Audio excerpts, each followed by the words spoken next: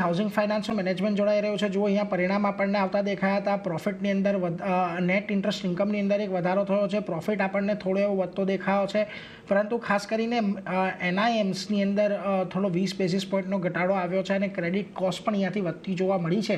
તો આવો આપણે વાત કરીએ. એલઆઈસી હાઉસિંગ ફાઇનાન્સના એમડી અને સીઈઓ त्रिभुवन अधिकारी साहब अपनी साथ जुड़ाई गया है. त्रिभुवन सर, स्वागत आपका सीएनबीसी बाजार पर. Sir very good afternoon. और सर सबसे पहले तो एक ही चीज़ जानना चाहेंगे, ओवरऑल एक क्वार्टर आपके लिहाज से कैसा गया है? क्या आपने जो मापदंड रखे थे उस हिसाब से आपने परफॉर्म किया है? अगर क्वार्टर वन की प्रदर्शन की बात करूं तो मैं यूं कहूंगा कि ठीक है, संतोषजनक है.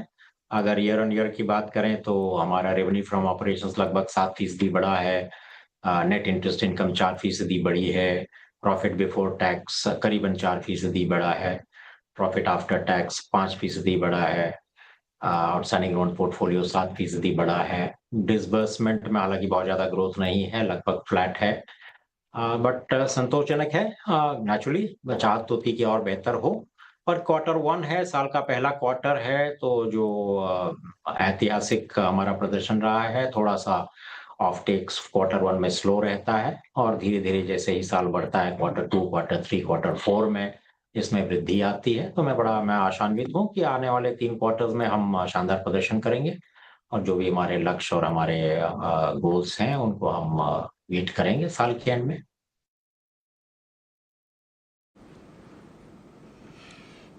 सर एक चीज़ ये भी जानना था, हमें आरबीआई का रेट कट आते हुए दिखा है पिछले क्वार्टर में, और हमने लगभग ये 6 महीने के दौरान 1% जितना रेपो रेट कट देखा है. सर आने वाले टाइम पे इसका कॉस्ट ऑफ फंड और प्रॉफिटेबिलिटी पर आपको क्या असर होता हुआ दिख रहा है?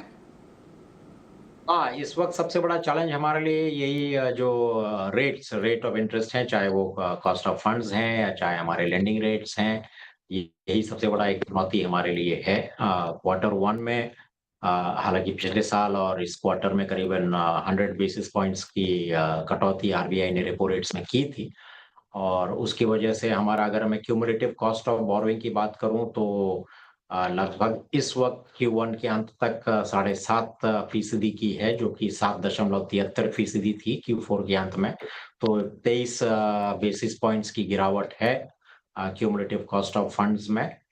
और इंक्रीमेंटल अगर मैं बात करूं इस वर्ष अप्रैल से लेकर के जून तक हमारी कॉस्ट ऑफ फंड्स 6.97% रही है, 6.97%, जो कि Q4 में 7.66% थी. तो लगभग 70 बेसिस पॉइंट्स का गिरावट है. तो इंक्रीमेंटल में 70 बेसिस पॉइंट्स की गिरावट और क्यूमुलेटिव में 23 बेसिस पॉइंट्स की गिरावट. पर इसके मद्देनजर भी ध्यान रखना पड़ेगा कि जब ये रेट कट्स हुए हैं तो हमने अपने कॉस्ट ऑफ लेंडिंग, यानी कि जो हमारा पीएलआर है, लेंडिंग रेट है, प्राइम लेंडिंग रेट, उसमें भी हमने 25 बेसिस पॉइंट्स की ये कटौती की थी. तो अब इस वक्त मार्जिन्स का पूरा खेल है और प्रयास ये रहेगा कि जितने कम से कम कॉस्ट में हम बोरो कर पाए और हमारी जो रेट ऑफ लेंडिंग है वो थोड़ी सी बढ़ पाए, यही हमारा प्रयास रहेगा आने वाले क्वार्टर्स के लिए. निम्स की अगर मैं बात करूं तो निम 2.68% रहा है इस क्वार्टर के अंत में. पिछले क्वार्टर यानी Q4 के अंत में 2.86 था, तो गिरावट है लगभग 18 बेसिस पॉइंट्स की. पर मैंने जैसे कि इंगित किया था, हमारे निम्स 2.5 और 2.7% की रेंज में रहेंगे इस साल. हम आशान्वित हैं कि ये हम निम्स को हम मेंटेन कर पाएंगे साल के अंत तक. એટલે જો નીમ્સને મેનેજ કરી શકશે એવું તેઓ કહી રહ્યા છે. સર लेकिन एक चीज़ और भी आपसे जानना चाहूँगा, आपने ज़ीरो प्रोसेसिंग फ़ी का इंट्रोडक्शन किया है ये क्वार्टर के अंदर, खास करके हाउसिंग क्रेडिट को थोड़ा ईज़ करने के लिए.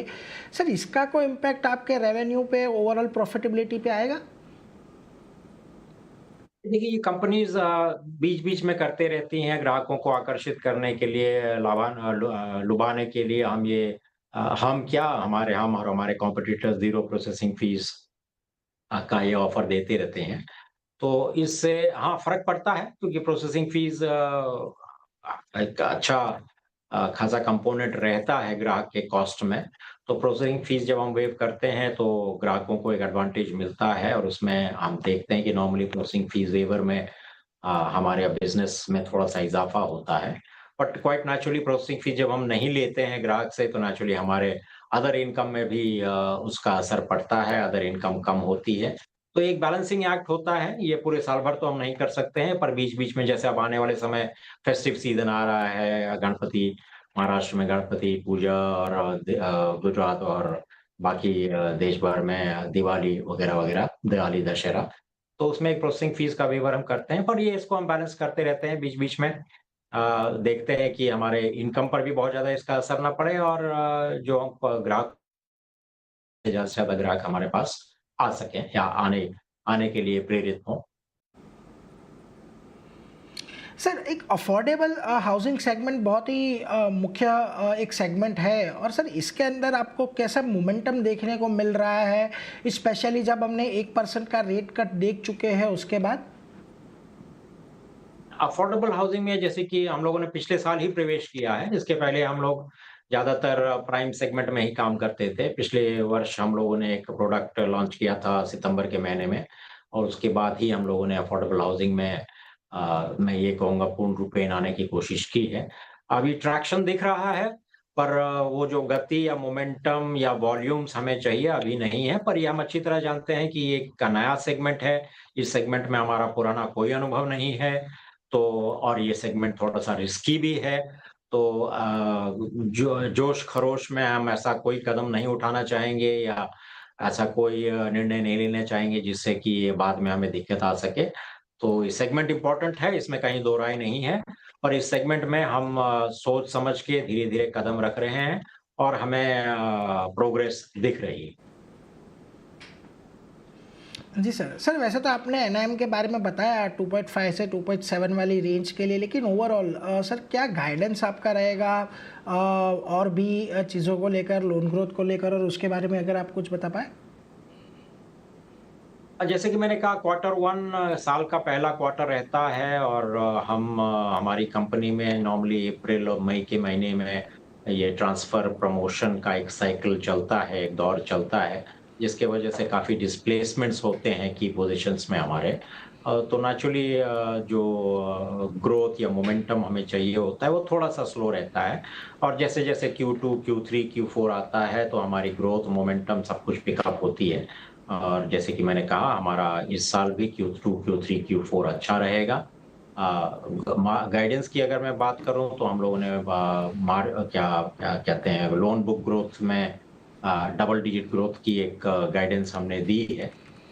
पर इसमें मैं एक और चीज कहना चाहता हूं कि ये साल क्योंकि मार्जिन कंप्रेशन के एक चांसेस हैं ये रेट कट की वजह से, तो अगर देखा जाए तो हम अगर चूज़ करना पड़े बिटवीन बुक ग्रोथ या मार्जिन, तो हम मार्जिन्स को ही प्रेफ़र करेंगे क्योंकि हम चाहेंगे कि हमारे निम्स में, हमारे प्रॉफ़िट्स में कोई कमी ना आए। हमारे निम्स और प्रॉफ़िट्स जो हमने इंगित किए हैं, निम्स लगभग 2.5 टू 2.7 के बीच में रहें और प्रॉफ़िट में हमारी कम से कम 10% की ग्रोथ आए पीबीटी, पीएटी में।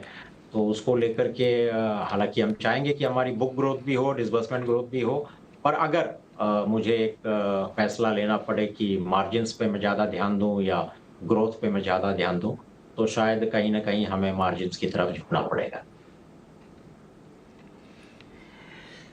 जी सर, त्रिभुवन सर बहुत-बहुत शुक्रिया सर हमारे साथ जुड़ने के लिए और Q1 अपडेट हमारे साथ शेयर करने के लिए, और हम आशा रखेंगे कि ऐसे ही हम सर अगले क्वार्टर में भी मिल पाएँ और आपसे बातचीत कर पाएँ। Thank you very much sir.